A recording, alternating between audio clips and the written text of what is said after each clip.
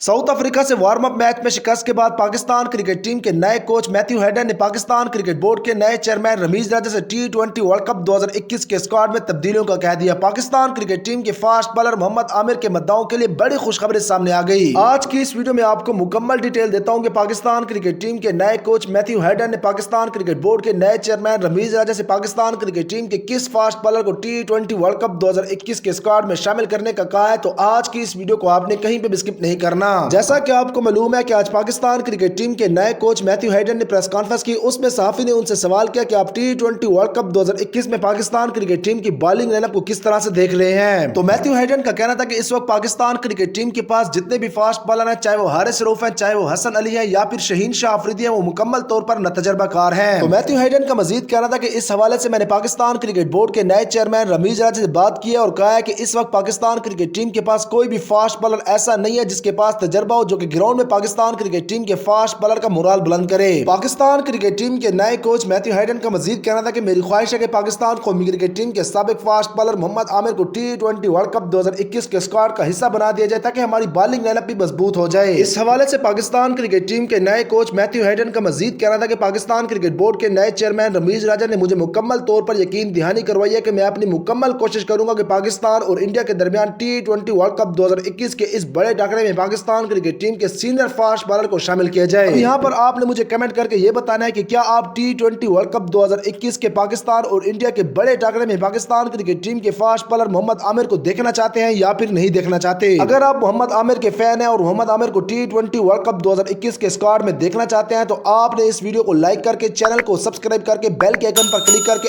आपने कमेंट बार में लिखना है यस। आपने कमेंट जरूर करना है ताकि पूरी दुनिया को पता चल जाए कि मोहम्मद आमिर के फैन अभी जिंदा है और मोहम्मद आमिर को टी20 वर्ल्ड कप 2021 के स्क्वाड में देखना चाहते हैं।